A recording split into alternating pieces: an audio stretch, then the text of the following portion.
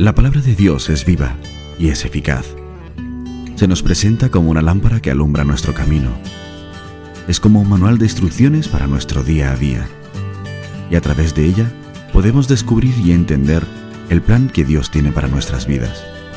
Te invitamos a escuchar la siguiente reflexión y estamos convencidos te será de mucha bendición. Disfrútala.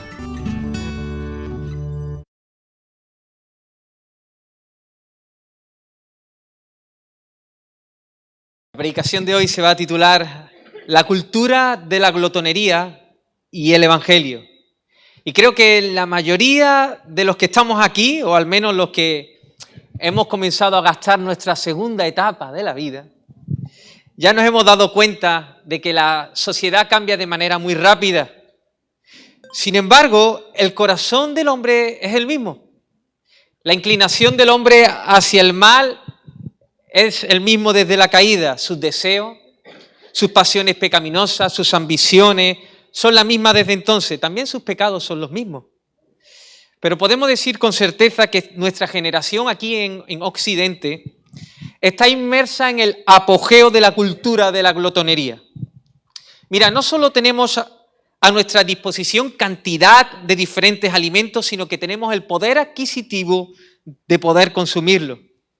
Cuando llegaron unos hermanos de Cuba, aquí a España, y entraron en un supermercado de grandes dimensiones, se echaron a llorar. Lloraban al recordar su tierra natal, su gente, sus necesidades, mientras presenciaban la cantidad y variedad de alimentos que sus paisanos no podían disfrutar en ese momento.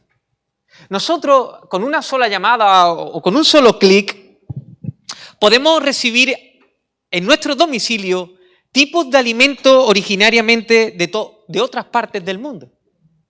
Nuestras despensas y frigoríficos están preparados para preparar un buffet en cualquier momento, aunque solemos decir, es que no hay nada. Cada vez existe más variedad de alimentos dentro de las mismas categorías de los alimentos. Comemos fruta de ciertas temporadas durante toda la temporada. ¿Y qué podemos decir y hablar de las veces que comemos al día? Desayunamos, picamos algo, redesayunamos, almorzamos, 2 platos, un postre, cenamos y algunos recenan. Y el problema no está en la comida, no está en la comida. Los alimentos son una bendición del Dios bondadoso. Sin embargo, fácilmente cambiamos a Dios por la comida y buscamos en ella lo que solo Dios puede darnos. En la sociedad actual, aún también en nuestras iglesias y lo mismo en nuestros corazones, se ha levantado un altar falso. Como así hizo el pueblo de Israel en el desierto, que levantó un becerro de oro. Hay un becerro comestible, allí donde hay comida. Es raro que no se encuentre este altar. Ese pecado, como he dicho, no está en la comida, sino en los corazones torcidos que se acercan a la comida. Y aun cuando incluso no tenemos comida, el pecado invisible de la gula está presente. No sabemos detectarlo, está muy bien camuflado, pero abundamos en su práctica. Es invisible, pero si te fijas, hay efectos dañinos visibles. Destruyen el alma, pero también destruye el cuerpo el exceso de comida. ¿Habla la Biblia acerca de la glotonería? ¿Habla la Biblia acerca de la gula? ¿Cómo podemos batallar? Pues quiero que me acompañe al Evangelio de Lucas, capítulo 21.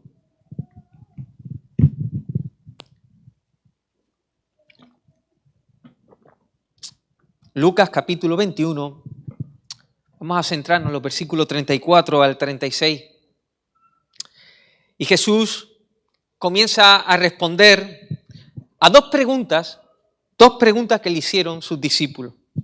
Pues una de ellas era ¿cuándo sería el tiempo del fin? Y Jesús habla de las señales antes de su segunda venida. Del versículo 34 al 36, Jesús les exhorta con estas palabras. ¿La tenéis? Amén. Mirad también por vosotros mismos, que vuestros corazones no se carguen de glotonería y embriaguez y de los afanes de esta vida, y venga de repente sobre vosotros aquel día, Porque como un lazo vendrá sobre todos los que habitan sobre la faz de toda la tierra. Velad pues en todo tiempo orando, que seáis tenidos por digno de escapar de todas estas cosas que vendrá y de estar de pies delante del Hijo del Hombre.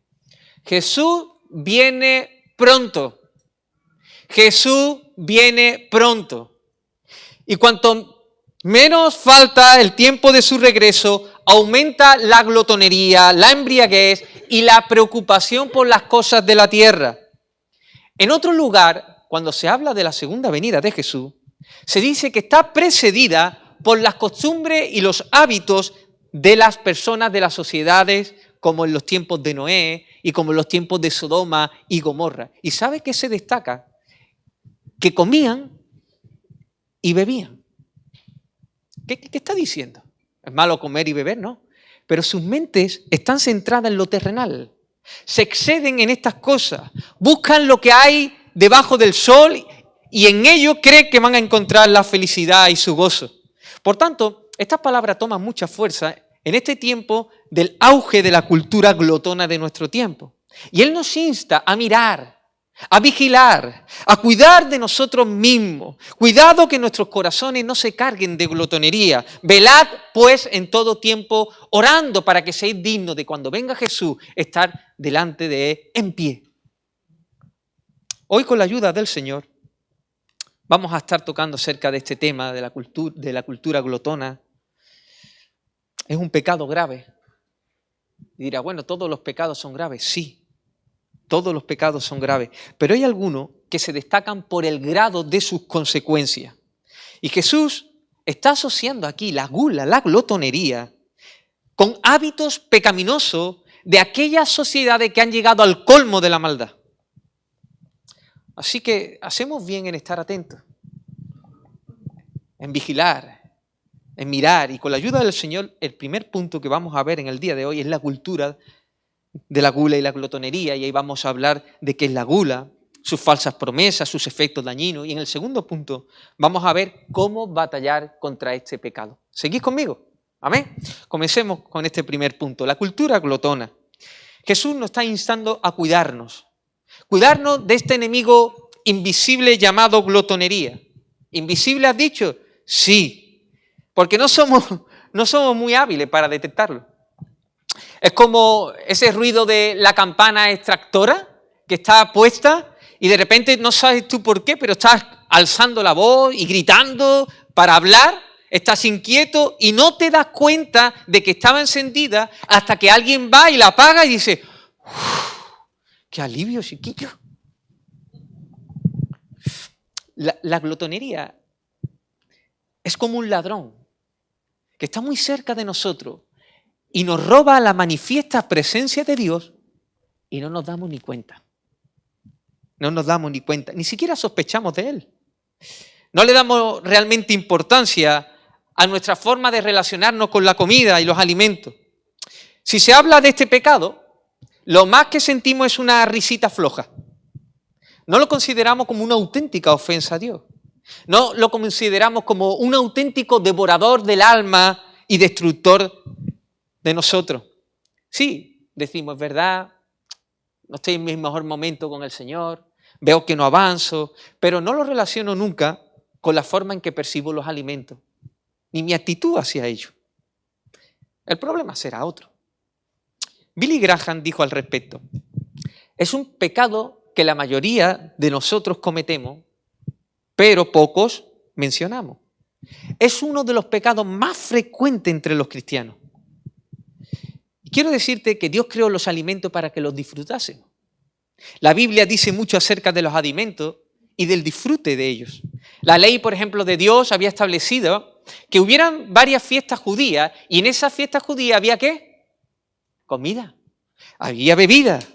La misma Biblia equipara la abundancia de comida y de bebida con las bendiciones de Dios y la falta de ello como la consternación. Jesús mismo multiplicó los panes y los peces para alimentar a las multitudes. Pero asimismo, como suele pasarnos con otros dones que Dios nos da, nos obsesionamos también con la comida y descuidamos al dador de la comida. Y eso es gula. Eso es gula. la comida la elevamos a la categoría de necesidad suprema. Y es verdad que los alimentos es algo necesario para nuestra subsistencia, pero no es la necesidad suprema. ¿Recordáis cuando Jesús multiplicó los panes y los peces? Bueno, la gente quedaron fascinada. Vamos a ser los reyes, dijeron. Y Jesús se marcha y se va. Y es impresionante cómo la multitud empieza a buscar a Jesús por todos lados. Hacen grandes sacrificios, van a un lado, lo buscan, toda la noche se pasaron buscándolo y después al final fue al otro lado del lago y hallaron a Jesús. ¿Y Jesús qué le dijo? ¿Me buscáis? No por las señales que indican que soy el Mesías. Me buscáis por la comida. Porque comisteis y os saciasteis. Jesús no era lo importante para ellos. Jesús es la necesidad suprema. Él es verdadero pan. Pan del cielo que quita el hambre. Y Él es la verdadera bebida que quita la sed.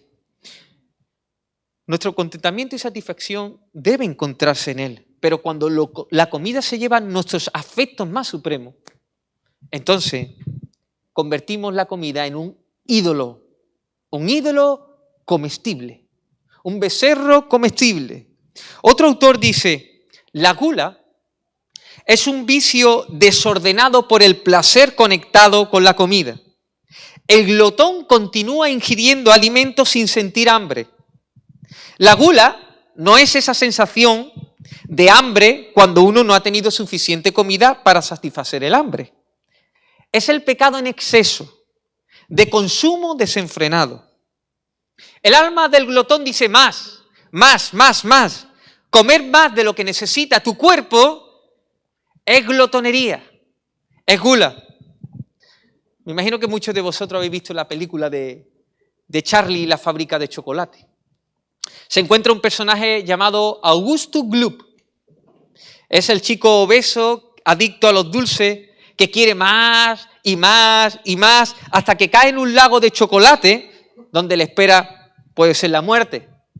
Los Oompa Loompa, que eran una especie de duende que trabajan en la fábrica, van a acabar ahí con su vida, pero antes componen una canción a este niño. Esa canción dice cosas como, Augustus Gloop, glotón y vago es, avaricioso e infantil. Lo increíble es que la gula no es siempre tan evidente como se nos muestra en este personaje. No todas las personas obesas tienen problema con la glotonería. Los centímetros de cintura no tienen por qué determinar si uno es glotón o no. En muchas ocasiones sí, pero no siempre. El exceso de peso en ciertas personas puede ser relacionado con ciertas enfermedades, medicamentos o ciertos genes. Por el contrario, personas delgadas pueden ser bastante glotonas. La única diferencia con otras personas es que su metabolismo absorbe rápidamente la energía y gasta rápidamente las calorías. Por lo tanto, el pecado de glotonería o de gula es cambiar el disfrute en Dios por el disfrute en la comida y también comer en exceso. Es un comportamiento excesivo y descontrolado de los alimentos y la bebida. Ya desde el Edén encontramos esto, en la tentación diabólica de cambiar la comida por el dador de la comida. El diablo apareció allí en escena. Como un vendedor ambulante montó su chiringuito en el Edén. Él no creó nada nuevo, usó lo que ya había. ¿Qué había allí? Un árbol prohibido con su fruto. Y allí con su astucia pregonó a Eva los supuestos beneficios de comer de ese fruto. Mira, Eva, mira lo que te presento. El árbol de la ciencia del bien y del mal. Su fruto es magnífico, delicioso, pero lo más increíble son los incalculables beneficios si lo comes. Si lo comes serás como Dios. Y mira, cuando seas como Dios, te puedes hacer tu propio huerto, con tus propios árboles en los cuales no haya ninguna restricción. Podrás comer de todo. Y yo le diría, ¿pero qué haces, Eva? Si tú ya lo tienes todo, estás satisfecha, estás completa. La mentira diabólica fue recibida en el corazón de Eva y creyó que le faltaba algo innecesario.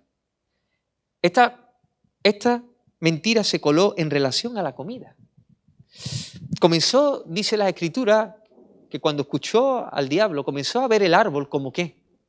Bueno a la vista, agradable, delicioso para comer, y codició algo más de lo que estaba permitido. Desde entonces el hombre está a oscuras en cuanto a la percepción y la actitud con respecto a la comida. Ha colocado este regalo de Dios en un lugar muchas veces que no le corresponde. El pecado que mora dentro de nosotros lo pervierte todo, incluso los dones buenos de Dios, incluso la comida. Y con el paso del tiempo esta cultura ha ido creciendo, desarrollándose poco a poco. Y ahora tenemos un sistema mundano donde nos presenta la comida como ese becerro comestible que te promete grandes cosas. Y que si comes en exceso vas a recibir mucha bendición. Fíjate en la publicidad. Se usa imágenes fuera de la realidad, todos nos hemos dado cuenta, ¿no? ¿Sí o no? Espero que sí. Cuando has visto esa mega burguesa que está allí y después llega al sitio y dice, ahí sabéis que hacen sus Photoshop y sus cosas, pues hacen imágenes engañosas de comida que realmente no existen, usan laca de pelo para hacer las patatas más apetecibles. Incluso hacen una mezcla de harina y agua con proporciones perfectas con pigmentos de colores para que parezca ketchup o mayonesa o mostaza, porque después lo ponen en el plato y no se desparrama. Pero van un poco más lejos. Los eslóganes. Ahí está la clave. El eslogan de Coca-Cola. Destapa la felicidad. La chispa de la vida. Burger King, ¿alguien lo sabe? Aquí tú eres el King. Felicidad, chispa de la vida, rey. ¿Te das cuenta? Además, incluso abiertamente llama a la gente a estar conectado o a cometer este pecado. Leños y carbón, no sé si conocéis. Colombianos, los extranjeros seguro que conocéis más. Leños y carbón. Dice, la tentación de la carne. Magnum, el placer tiene más de una capa. Sabritas, a que no puedes comer solo una. Comida, pero con un mensaje detrás que pervierte la forma de mirarla. ¿El centro quién es? Uno mismo. Dios no está. Solo hay sustitutos de Él. El pecado de la gula nos promete descanso, felicidad, ser alguien mejor, y lo creemos. Se camufla muy bien, pero si nosotros nos ponemos atención a cómo nos relacionamos con los alimentos, nos vamos a dar cuenta de muchas cosas. Por ejemplo, la jornada de trabajo te ha ido fatal. Así que un más menú lo puedes solucionar. La ansiedad comienza a amanecer en tu corazón. Me levanto a medianoche y me doy un nuevo atracón. Me enfado con mi cónyuge. Me tomo un maxi helado de cacahuete o una tableta de chocolate. Mi cuerpo está enfermando por la comida chatarra, pero soy indiferente. A pesar de que este es el habitáculo del templo, es el templo del Espíritu Santo. No estoy bien espiritualmente, pero la comida me viene bien para escapar de mi miseria. O gasto excesivo en comer en restaurantes fuera de casa, o en comprar comida chatarra, o en comprar comida que no necesito, aunque mi economía está fatal. Delante de mí hay una mesa llena de manjares deliciosos y empiezo a comer vorazmente. Y mira, y aunque estoy hasta aquí, hasta arriba de comida, no puedo decir a ese último bizcocho o penúltimo. Estoy con sobrepeso por mi propia dejadez, pero no pongo solución. Y digo, bueno, total, a mí no me importa estar así. Dios en Cristo me sigue amando igual. ¿Te das cuenta? La cultura glotona nos presenta la comida como sustituto de Dios. En vez de ir a Dios en nuestra necesidad, acudimos a la comida. Hay miseria espiritual y cogemos la comida como un refugio.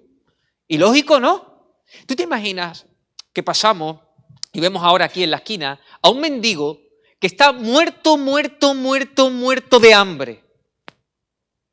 Si en breve no le damos algo de comer, se muere. Y pasamos por allí y le damos una partitura de Beethoven. ¿Por qué quiero esto? Quiero comida. Nuestra alma tiene sed de Dios, hambre de Dios. No necesitamos un mollete de jamón ibérico. Para vivir sí, pero para saciar nuestra alma necesitamos a Dios. Necesitamos a Dios. Un poco de comer en exceso y serás el king, el rey. Hay gente que piensa que por comer más que otro es como digno de recibir una medalla. Y fanfarronean, oye, me puse, comí, que no veas, qué grandes ingestas de alimento. Hay concursos de comida gigante, que si eres capaz de comerte eso, la maxi, mega, giga burger, te ponen allí delante, te ponen el récord. Esto es necedad. ¿Qué sociedad tan necia es esta? Placer, escape, refugio, demostrar nuestra valía. Esas son cosas que podemos estar buscando en la comida. Nuestra alma tiene sed de verdadero placer, de verdadero descanso, de verdadera identidad, de verdadera felicidad. Y eso solo se halla en Dios. Solo se halla en Dios. Así que ten cuidado, no te creas la mentira diabólica, que no te confunda el rugir de tu vientre. Nunca debemos olvidar que este ídolo es falso. Es falso. Y como toda mentira tiene sus consecuencias. Los efectos del vicio del comer son demoledores. Adán y Eva dijeron, si como voy a tener más. ¿Y qué tuvieron? Bueno, el día que comáis, moriréis. Murieron físicamente, murieron espiritualmente. Un mundo lleno de desgracia, de maldad debido al pecado. El pecado tiene sus consecuencias. Así que voy a citar algunos efectos de este pecado. En primer lugar, Tomás de Aquino catalogó este pecado de la gula como pecado capital. ¿Por qué? Porque de este pecado derivan otros pecados. Este pecado es prima hermana de la embriaguez. Los efectos de la gula son muy parecidos a estar borracho. El entendimiento se oscurece, la razón se adormece, hay pérdida de juicio crítico, se habla por hablar, una desordenada alegría. Dice un autor, si somos incapaces de controlar nuestros hábitos alimenticios, probablemente también somos incapaces de controlar hábitos como los de la mente, lascivia, avaricia, ira, e incapaces de guardar nuestra boca del chisme o del conflicto. Este pecado deriva en otros pecados. Si caes regularmente en la gula, puede ser que sea una persona perezosa en cuanto a las disciplinas espirituales. O si eres glotón, lo mismo estás teniendo problemas por pornografía, o dominado regularmente con pensamientos lujuriosos, o no eres capaz de controlarte con la comida. También puede pasar que no te puedas controlar con el sexo. Obtienes un deseo descontrolado por comprar compulsivamente. O siempre estás fuera de control a la hora de hablar. ¿Te das cuenta? Este es uno de los efectos. Un pecado como este deriva en otros pecados. El segundo efecto que podemos hablar es que este pecado no solo cambia a Dios por la comida, sino también a las personas. A las personas por la comida. La comida comienza a importarnos más que las personas. Si decidiéramos irnos de aquí a un lugar a comer todos juntos y dijera, vamos a comer. ¿Y si no vamos al sitio que te apetece? ¡Pah! Otra vez íbamos y allí. Bueno, ¿qué vamos a hacer? Tendremos que ir. Te sienta a la mesa, tu ceño fruncido. Bueno, y como no te ponga la porción que esperas, tu alma desciende al valle de la amargura. Pero ¿no te das cuenta que tienes delante personas preciosas para compartir ese tiempo? No es más importante las personas que la comida. Esto hace la gula y la glotonería. Otra de las cosas que produce es que nos aparta la mirada del cielo. Jesús volverá, pero el glotón no piensa en esto. El glotón piensa en vivir y vivir y vivir y comer sin tener presente el Maranata. Según nuestro texto, el que espera el regreso de Jesús vigila no se carga de glotonería, pero el que no espera a Jesús, ¿qué hace? Se entrega a los placeres de este mundo, incluso la glotonería.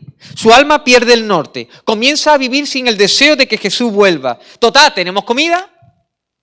Bueno, y si piensa en la segunda venida, solamente piensa, bueno, ¿habrá comida? Y ver a Dios cara a cara. Está bien, es lícito preguntarnos, ¿habrá comida? Pero es eso.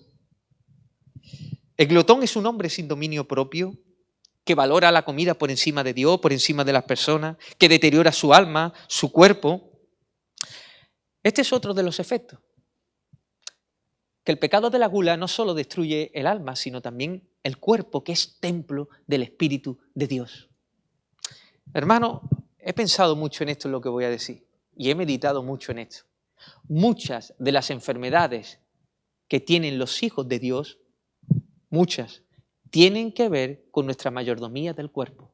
Y entre esas cosas, una de las cosas es cómo nosotros nos alimentamos. No son todas, pero son muchas, muchas. Aumento de la tasa de enfermedades relacionadas con mala alimentación. Sobrepeso, obesidad, no siempre es así, pero muchas sí.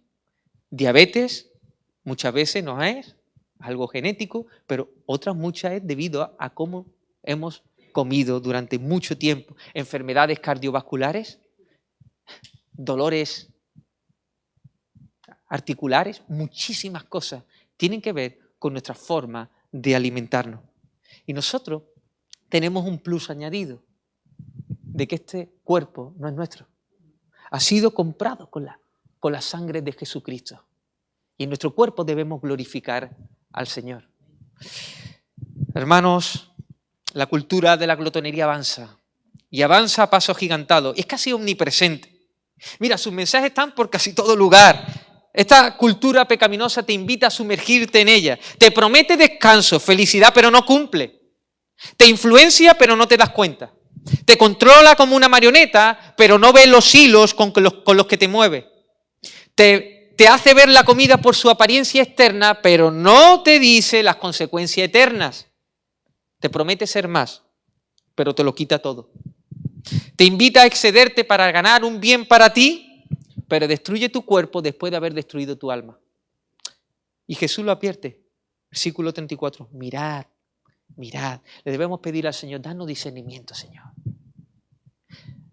Danos discernimiento. ¿Cómo tenemos que manejar estas situaciones? ¿Cómo debemos ver los alimentos? ¿Cómo debemos tener una buena actitud? Así que en este segundo punto vamos a ver cómo batallamos. ¿Cómo batallamos contra este pecado invisible? Jesús, versículos 34 y 36, le dice a sus discípulos, mirad, velad. Si fueras una atalaya en los tiempos bíblicos, te pondrían allí arriba en la fortaleza y tu labor y tu objetivo sería ¿qué? Vigilar, prestar atención, que un enemigo no venga y entre dentro de las puertas de la ciudad y se meta dentro. ¿Por qué? Porque lo destruye todo. Jesús lo que está diciendo, cuidado, estar alerta, guardar las puertas de vuestro corazón, porque sobre toda cosa guardada, guarda tu corazón, porque de él mana la vida. Velad, mirad. La vigilancia engloba una variedad de prácticas espirituales, autoexamen, meditación, rendición de cuentas, también la oración. Y Jesús aquí nos habla de la oración. Velad pues en todo tiempo, ¿cómo? Orando. Te quiero preguntar, ¿crees que nuestra sociedad es parecida a la sociedad de los días de Noé? ¿O parecida a la sociedad de Sodoma y Gomorra? ¿Son los hábitos pecaminosos de estas sociedades iguales que los nuestros? ¿Qué pensáis? Oremos, vigilemos, pidamos al Señor, Padre, que yo no sea tentado en cometer este pecado de la gula, pero si hay una tentación, Señor, líbrame del mal. Pero ¿qué pasa si este pecado se ha colado? ¿Qué podemos hacer? Una de las prácticas espirituales de la vigilancia también es el ayuno, la oración acompañada del ayuno bíblico. Nos puede ayudar a velar, a identificar y a expulsar ese enemigo. El ayuno bíblico no es la prescripción médica que te dice el médico que tienes que venir en ayuna para que te extraigan sangre. Eso no es ayuno bíblico. Tampoco es, mira, voy a dejar de comer para que la inflamación intestinal vuelva a su sitio y mejore. No es eso. No es ayunar por ayunar sin un propósito espiritual. No, es ayunar. El ayuno bíblico es ayunar principalmente, no siempre, pero principalmente es abstenerse de alimentos con la finalidad de buscar un fin espiritual. En este caso, por ejemplo, luchar contra la gula. ¿Cuáles son los beneficios de la oración acompañada del ayuno? Os voy a decir algunos. La oración acompañada del ayuno nos puede ayudar a identificar si estamos infectados de la cultura glotona. Por ejemplo, apartas por un tiempo los alimentos. Lo apartas, te dedicas a la oración y cuando estás allí empiezan a manifestarse algunas señales. De repente ruge tu vientre, que manda una señal a tu cerebro y te dice, lléname, lléname, quiero comida, quiero comida, quiero comida, quiero... Y empieza la tortura. Y si hace una hora que acabo de terminar de comer, ya empieza la tortura. Sigues esperando y los segundos parecen horas. Te cuesta concentrarte en Dios, los intestinos siguen rugiendo con fuerza, tu alma se inquieta, se angustia, comienza a desesperarte y al final dice, se acabó el ayuno. Estas señales pueden ser una luz en ámbar intermitente que dice, mira con atención, examina tu vida, no vayas a estar participando de la fiesta del becerro comestible. Cuidado, que lo mismo ni te has dado cuenta. La comida te controla en vez de controlar tú a la comida y eso se llama idolatría. Idolatría. La disciplina del ayuno bíblico pone a prueba nuestro corazón mientras ayunamos y entonces nos preguntamos, ¿necesito a Dios o la comida? Eso es lo que hace el ayuno, nos pone en esa situación y nos puede ayudar a identificar si estamos infectados con la glotonería. Otra de las cosas que nos puede ayudar la oración acompañada del ayuno bíblico es revelar lo que estamos cubriendo a través de la comida. Sí, a través de la comida cubrimos muchas cosas. No sé si eres uno de esos de los que dicen, yo cuando ayuno me pongo de una mala leche. No vea yo no puedo ayunar porque es que me enfado, siempre estoy enojado. No, siempre has estado enojado. Lo que pasa es que he estado cubierto. Quítate la comida, a ver qué sale. A ver qué sale. Muchas veces con la comida escondemos heridas del alma y nos refugiamos en la comida.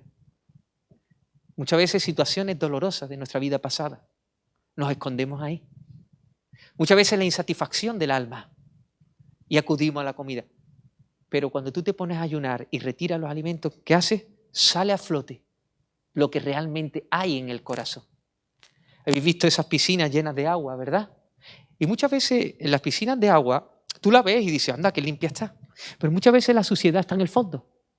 Y cuando echas allí un objeto o alguien se tira al agua, sale a flote. Eso es lo que hace el ayuno bíblico. El ayuno bíblico te puede ayudar a que salga a flote lo que hay en lo profundo de tu corazón. Y muchas veces por medio de la comida, nosotros cubrimos muchas cosas que andan mal en nuestro corazón. Y cuando eso pasa, el ayuno nos sirve para poner nombre y apellido a nuestra insatisfacción, a nuestra frustración, a nuestras heridas, a nuestra falta de perdón, a nuestros resentimientos. Y cuando eso sale, es una oportunidad para ir a buscar a Dios en arrepentimiento y decir, Señor, perdóname, perdóname. Y el ayuno también sirve no solo como un efecto pasivo, sino también activo, positivo. El ayuno junto a la oración intensifica nuestros afectos por Jesús. Los intensifica, despierta hambre por Dios. Jesús en Mateo 9, versículo del 14 al 15, dice que se lo acercaron los discípulos de Juan. el Bautista. Y le dijeron, ¿por qué los fariseos y nosotros ayunamos y tus discípulos no ayunan? Nosotros ayunamos un montón de veces, pero tus discípulos nunca lo hemos visto ayunar. ¿Y qué dice Jesús? Mientras el esposo está con la esposa, no hay que ponerse de luto, ¿no? Es tiempo de banquete, es tiempo de fiesta, es tiempo de alegría. Ah, pero llegará, dice Jesús, pero llegará el momento donde el esposo no esté. Y entonces, cuando el esposo se les haya quitado, entonces ayunarán. Mientras Jesús estaba con los discípulos era fiesta de festejo, de alegría, de gozo. Pero cuando el esposo se va, es tiempo de ayunar. Nosotros los cristianos no ayunamos como en el Antiguo Testamento por penitencia del pecado. ¿Por qué? Porque la obra de Cristo ya ha sido consumada a nuestro favor. Nosotros no ayunamos por soledad, porque la presencia de Cristo está siempre con nosotros. Nosotros no ayunamos porque no hemos experimentado algo. No, es todo lo contrario. Ayunamos porque hemos experimentado algo. Hemos experimentado a Jesús, lo hemos saboreado, hemos experimentado los poderes del siglo venidero. Y el que ayuna quiere más, tiene más hambre, desea más, desea que se intensifiquen los afectos por Jesús. El que ayuna busca más del Señor, busca más de su Espíritu. Le pide al Señor, Señor, intensifica la obra de tu Espíritu aquí, en mi vida, en la iglesia. El que ayuna dice Maranata, porque quiere más del Señor. Y el ayuno intensifica nuestros afectos por Jesús. Así que qué importante cuando nosotros ayunamos, cuando nosotros oramos y empezamos a degustar a Jesús. Entonces sí se destapa la felicidad delante de nosotros. Cuando nosotros ayunamos y vemos a Jesús, decimos, Él sí es el King. Él es el King. Y nosotros ya no nos llama siervos, sino amigos. Tenemos una identidad. Cuando nosotros ayunamos y saboreamos a Cristo, decimos, Señor, como tú no hay nada ni nadie en este mundo. El ayuno es necesario, hermano, porque nos hace que nuestro corazón empiece a clamar y decir, Jesús, ven, ven, ven, ven, ven, ven, ven, ven. El estómago ruge y sigue rugiendo. Pero tú dices, calla, que tengo más hambre por Dios que por ti, que por comida. Amén. ¿Te das cuenta cómo Jesús relaciona la segunda venida con la glotonería? El que no espera que el Señor vuelva, se entrega a los placeres de este mundo. Por eso el apóstol Pablo dice, si Cristo no ha resucitado, comamos y bebamos, que mañana moriremos. Pero si Cristo ha resucitado, no tenemos que vivir buscando los placeres de este mundo como si fuera un fin. ¿Te das cuenta? El que espera al Señor vigila, se cuida la entrada de su corazón. Así que la oración acompañada del ayuno bíblico nos ayuda a poner cara a este pecado, lo identificamos con nombre y apellido, e intensificamos nuestros afectos por Jesús y entonces colocamos a Dios donde debe estar y a la comida donde debe estar, en su lugar. Y empezamos a pedir más. Tomamos de Él, somos saciados, queremos más, menos de nosotros. La comida entonces está en la mesa. Y entonces pongo cuchillo en mi garganta, porque estoy satisfecho. No busco en la comida lo que solo Dios me puede dar. Bendecimos los alimentos. Y entonces cogemos los alimentos y sabemos que provienen de la mano del Señor. Lo introducimos en la boca. Empezamos a masticarlo, lo degustamos, lo disfrutamos. Pero recordando que Cristo todavía es mejor que eso. Y que Él es el que lo ha puesto en nuestras manos. Y es verdad que ya cuando tú haces esto, no hay becerro comestible. ¿Sabéis por qué? Porque la presencia de Cristo está allí en la mesa. Y te das cuenta que es el verdadero pan y la verdadera bebida. Y que no te hace falta la comida solo para lo que es necesario, para vivir aquí en la tierra. Y llevarte esa comida es un puente para llevarte al dador de la comida. Te quiero preguntar, ¿qué vas a hacer? ¿Te vas a tomar en serio esta palabra? ¿Considerarás este pecado como lo que es un pecado aberrante ante los ojos de Dios? ¿Cuidarás tu alma? ¿Cuidarás tu cuerpo, que es del Señor? ¿Tomarás la decisión de vigilar, de orar, de ayunar? ¿Quieres los beneficios de estas disciplinas? Pues toma decisiones en este día, hermano. Dios está deseando bendecirte y posiblemente muchas de las cosas en las cuales ahí te das cuenta que no creces espiritualmente, puede ser este tema.